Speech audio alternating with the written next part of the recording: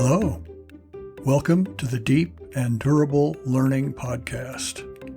This is the show for anyone who has struggled with the superficiality and short half-life of what passes for education. I'm Mike Gray, and I'm transitioning from nearly 45 years as a professor in higher education into this role of podcast host. Hundreds of my former students have told me that I taught them how to think. This show will offer my proven strategies that will enable you to make the most of your God-given potential to learn. I'll lead you through concrete steps that you, and your children if you're a parent, can take to make learning an exciting exploration of empowering ideas. Join me as we pursue deep and durable learning. This season, we're exploring how the brain works and why it matters. In the past 3 episodes, we've investigated the foundational role of curiosity and the process of concept formation and enlargement through linkage of concepts with other related concepts or ideas. Today, we'll probe another idea, the process of forgetting. A wry comment was made by actor Stephen Wright when he said, "Everyone has a photographic memory. Some just don't have film." I guess I run the risk here that the youngest in my audience may have no concept of film. For them, perhaps the observation could be reworked into everyone has the software for flawless memory. Some just don't have a record button. Doesn't sound quite as pithy. I've met some bright people, but I don't know that I've ever met someone who actually claimed to have a photographic memory. We've seen earlier this season that we encode events through concept formation. We don't record episodes. We reconstruct them through accessing the relevant concepts. Intelligence produces memory because ideas have been deeply understood and can be employed to solve relevant problems. One foundational mechanism of instruction, of course, is through encountering ideas in books, and I'm all for books. But some educational enterprises, such as seminary and medical school, to single out a couple, have enormous expectations about the volume of reading that their students will do.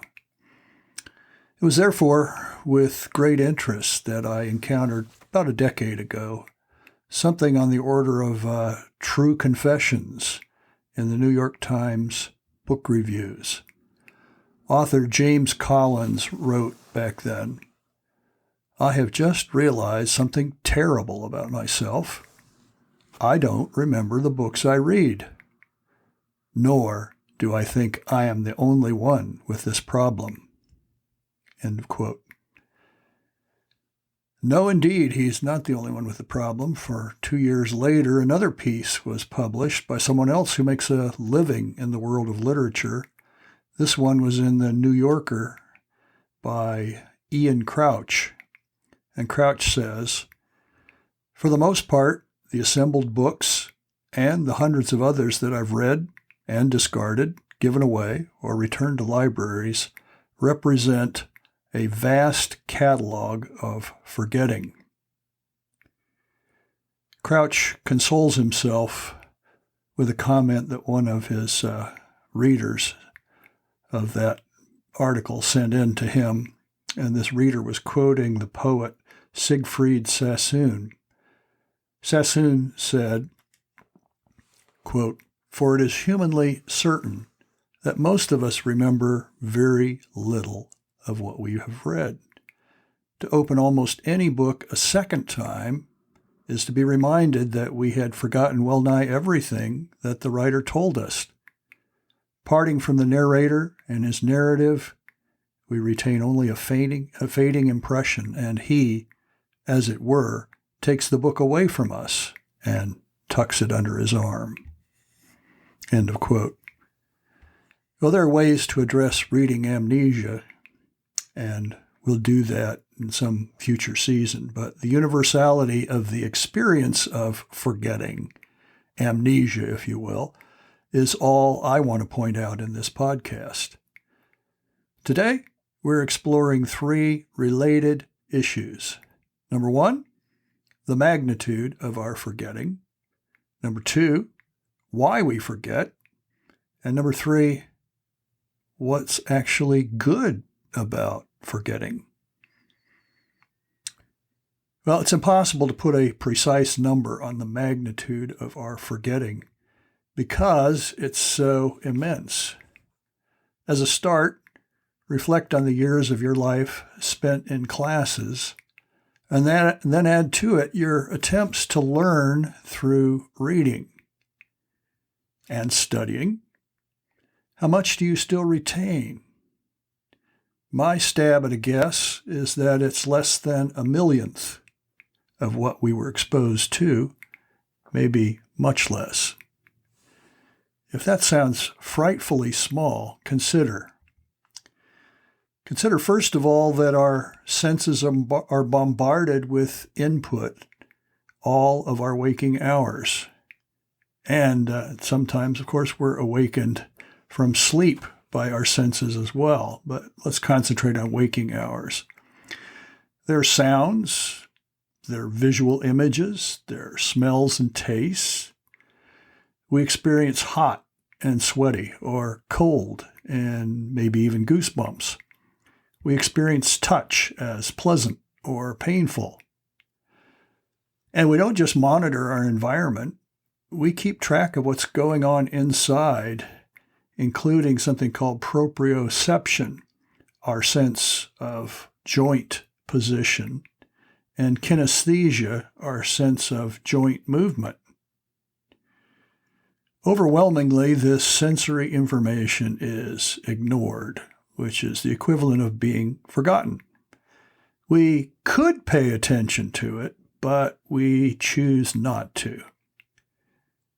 For instance, when I shave in the shower without a mirror, something my dermatologist recommended a long time ago, 20 years plus, and I had great misgivings about my ability to pull it off.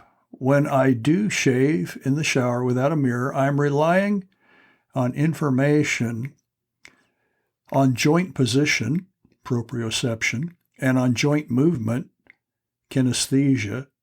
It's being reported all the time, but it's usually irrelevant to my survival, and therefore it's discarded.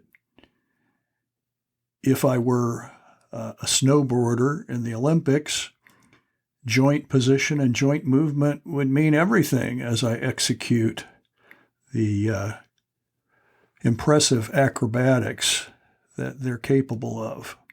We notice a smell as we walk into a room, and then after a few minutes with the odor, we've adjusted.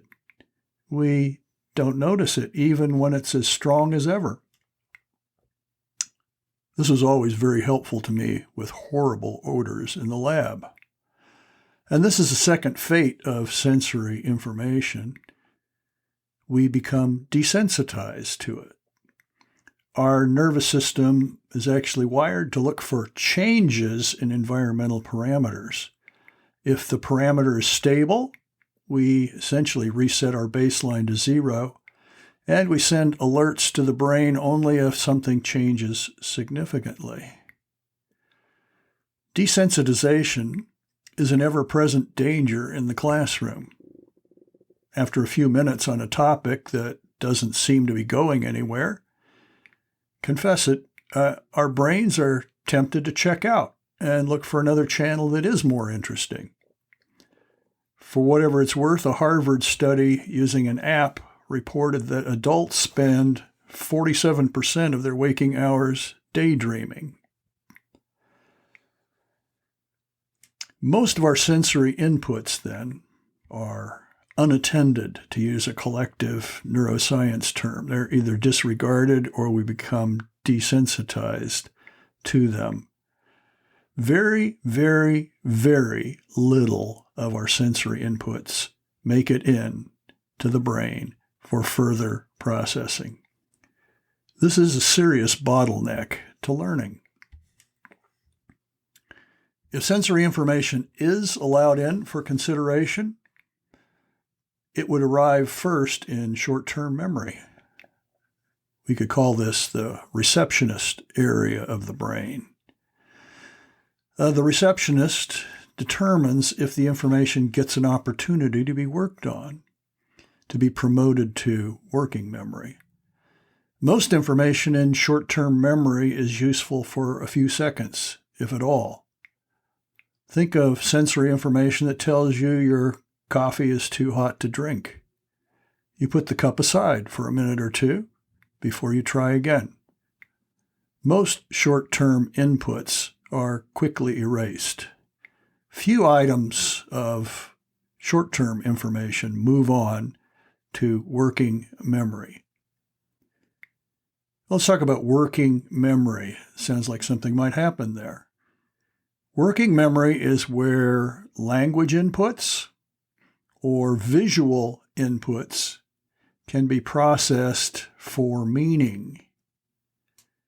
Working memory is extremely limited. You can feel this when you're faced with a long account number. Hopefully, they've had the decency to break it up with spaces so that your working memory can grab chunks of 3 or 4 digits, as in a phone number with an area code. A classic paper from back in 1956 by George Miller, and we're not quoting very many papers from 1956, was titled The Magical Number 7 plus or minus 2. And it spelled out how many items could be processed in working memory simultaneously. In other words, the capacity of working memory. And if we take Miller at face value, magical number 7 plus or minus 2 means somewhere in the range of 5 to 9 items.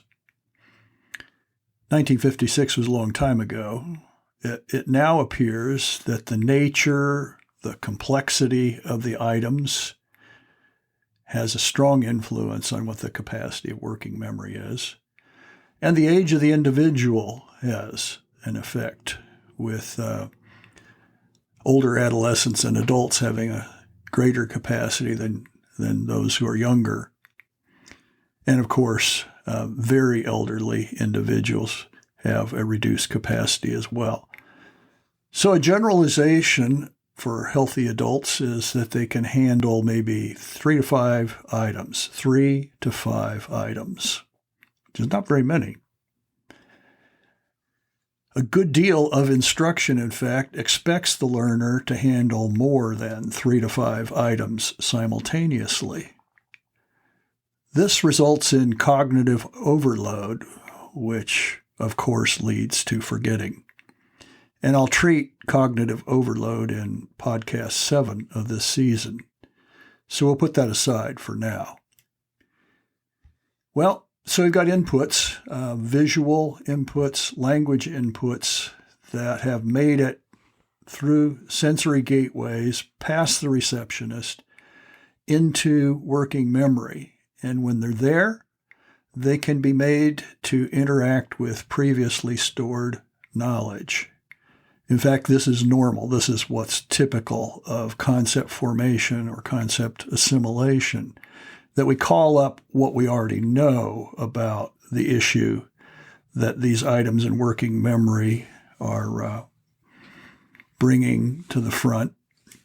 And we try and make sense out of what's there. We try and, can we say it, look for a pattern of putting all of those things together. Just getting past the receptionist and getting a slot in working memory doesn't mean that learning has occurred or that remembering is going to be a result. But you've got to get that far if there's any chance of learning occurring and long-term memory being the result.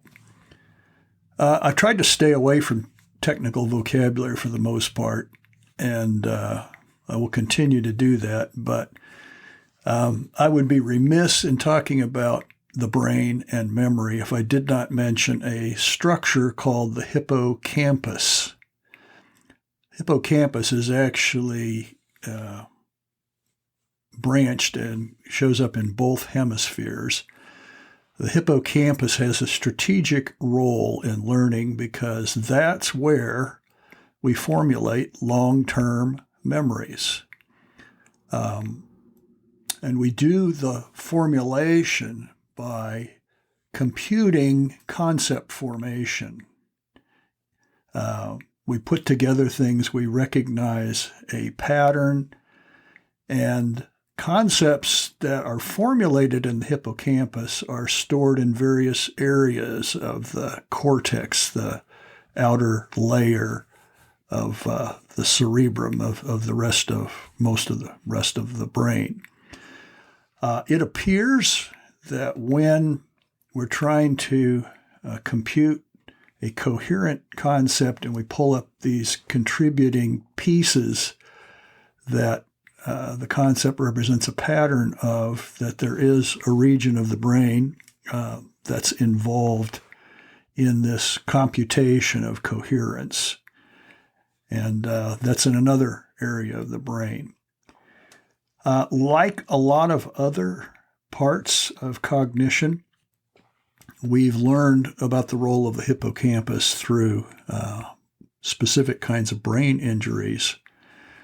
And a famous patient that nearly every neuroscientist has heard of is somebody whose initials are HM, who suffered from epilepsy many, many decades ago and underwent a catastrophic operation, the bilateral removal of his medial temporal lobes, which included the hippocampus. And as a result, this individual could no longer form new long-term memories. They could create no new memories of events or facts. The brain is wired for pattern detection and pattern creation. We've commented on that many times. So when we talk about information coming in through the senses, making it through short-term memory, moving into working memory, the items of information have got to be processed in working memory in such a way that they fit a pattern. They're either an example of the pattern or they're a support for an existing pattern. And the idea that we generate when we talk about a pattern is an idea or a concept, means that we have to move from information to knowledge. Perhaps you remember the acronym from last season, DIKUW, data, information, knowledge, understanding, and wisdom. And we said back then that data is meaningless to humans until it's processed, till it's moved into a level that we can do something with, which is information. But if the brain is going to do anything of consequence with information, there's got to be a transformation. That's what I'm saying. We have to move from information to knowledge. And knowledge is pattern making. Knowledge is a recognition there is a pattern, which is a bare minimum. But long-term retention requires that we move up a level, which is understanding. Understanding, therefore, is the target we ought to be shooting for. And understanding, as in knowledge formation, which requires grappling with pieces of information to look for patterns, understanding involves wrestling with the ideas as well, looking for connection of an idea with other ideas that relate to, in some way, the concept in question. So that was the previous podcast when we talked about everything is connected. And so we worked the concept into a network of concepts, a conceptual framework. And the process of working it into this framework gives it utility. We can use it to solve problems, to make predictions, to look for implications, for consequences, and so forth. And because it's so useful, we have no difficulty retaining it. So this progression from data to information to knowledge to understanding, hopefully even leading on to wisdom, which is the ultimate target, requires the brain to do something with what it's presented with, to recognize a pattern and to legitimate the pattern, to test it, to try it, to see if it breaks or if it holds up, to see if it's extensible to other areas. So pattern making is what the brain does. Databasing is what the brain doesn't do well at all. And frankly, most traditional instruction consists of facts, which are usually treated both by the instructor and the student as mere items of information. These facts float away and are generally not retained long term. So let me call them floating facts. We forget floating facts. They float away. They're not retained by the brain because, let me think of 4 things here. Because first of all, a floating fact is simply presented as an item to be retrieved. So we're not actively involved in conceptualizing what's embodied in the fact. We're not asked to. We're asked to retrieve it typically. I mean, the fact might be very significant, the product of some serious thinking by somebody else, but frankly, we didn't do the thinking. And most instruction doesn't require us to look at that fact in terms of what it contributes to a pattern, to building a concept. And therefore, it floats away. It's forgotten. It's lost to the brain in terms of long-term usefulness and retention. Floating facts are forgotten because they're not also propositionally connected to other ideas. These connections of ideas with other ideas we called, in our previous podcast, a pattern of patterns. So those connections don't exist. They don't find a home in your conceptual framework, and so they're lost. Another reason is that floating facts are very often not viewed by the individual as relevant, and curiosity and motivation and utility are all things that enter into this calculation of relevance.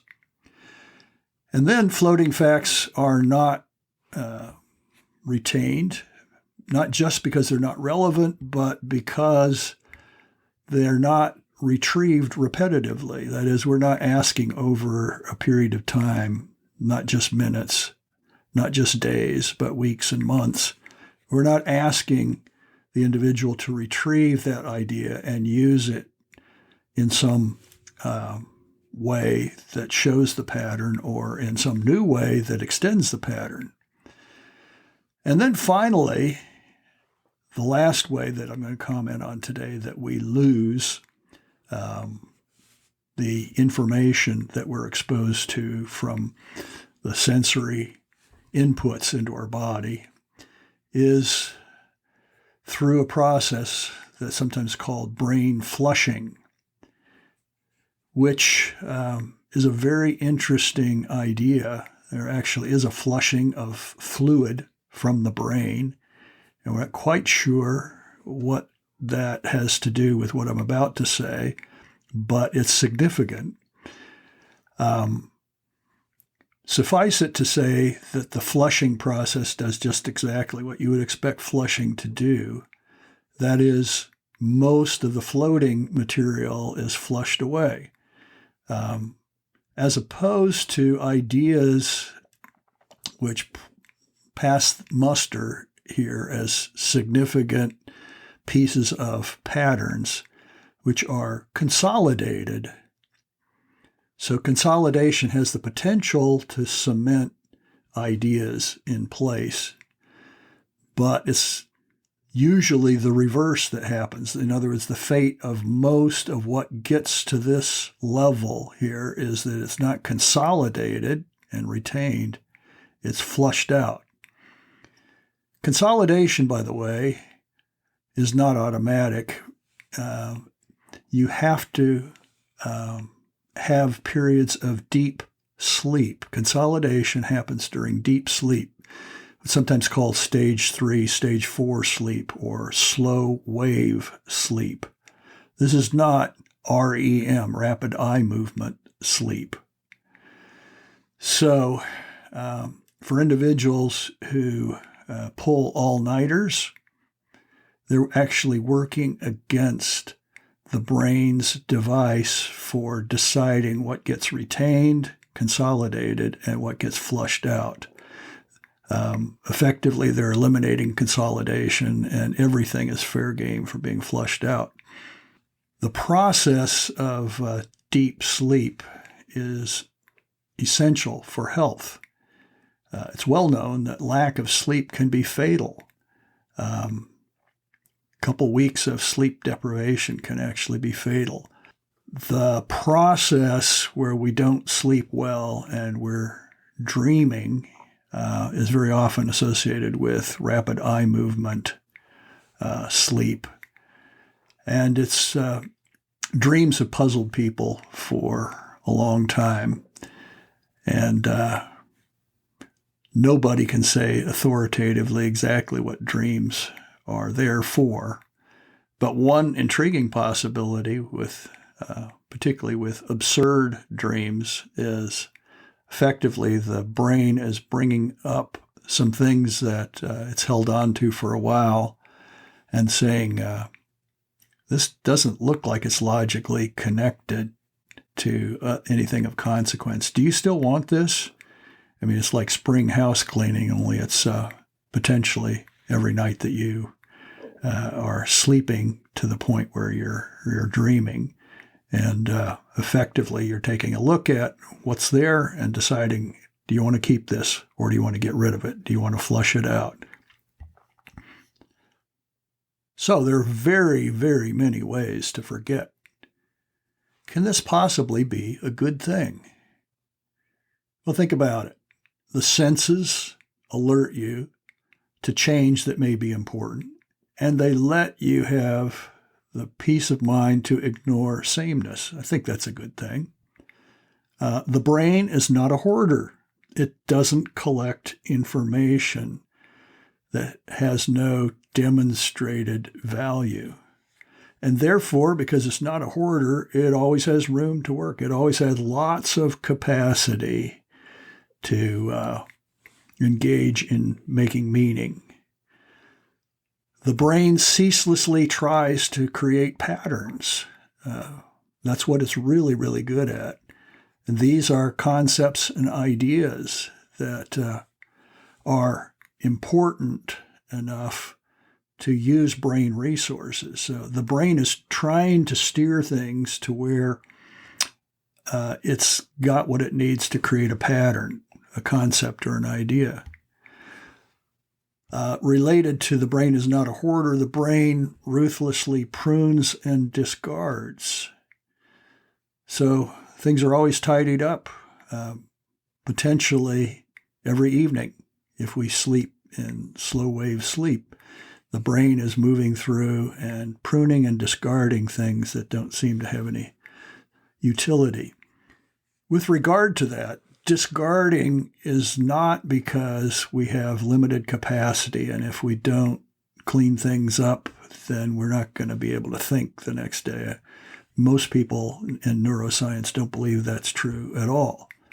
Instead, discarding is due to a failure to pass muster with regard to two questions. So retention, on the positive side, retention is due to being able to answer two questions. One is, do I understand this? Does this make sense to me? The brain is asking, have we reached the understanding level? And you can see that DIKUW, understanding you, is way up the hierarchy. So have we reached that level? Does this make sense?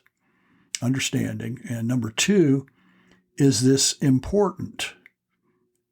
Now, important in the sense of important to this individual. And it's because this one has more priority than does this make sense, that we're able for short periods of time, relatively speaking, to hold on to things that are important so that we can pass this test. But if in fact this does not also make sense, that is, that we've arrived at the understanding level, then it's not going to be retained.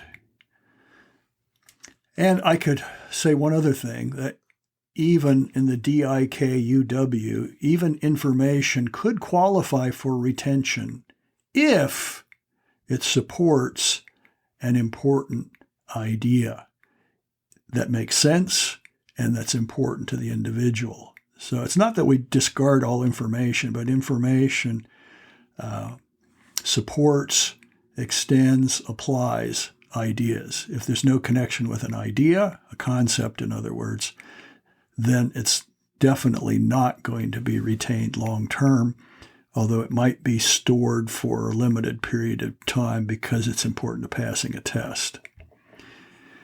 So, what's a good way to look at forgetting as a positive? And it's this, that relentless forgetting allows us to remain flexible as learners.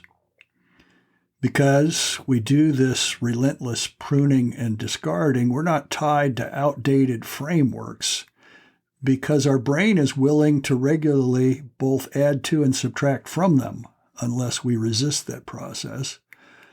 New ideas that we're exposed to find a place in our conceptual frameworks, and new evidence may discredit or cause remodeling of old ideas. And so another way to look at this is that forgetting is a blessing that allows us to remain flexible and not stuck in outdated and useless forms of thinking.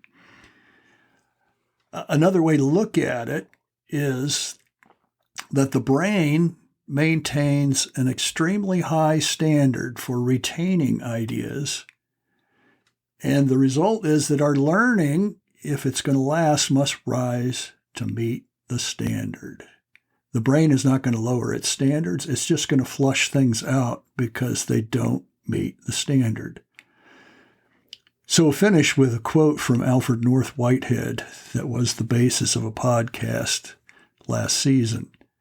An effective teacher will cease from half-hearted attempts to worry his pupils with memorizing a lot of irrelevant stuff of inferior importance.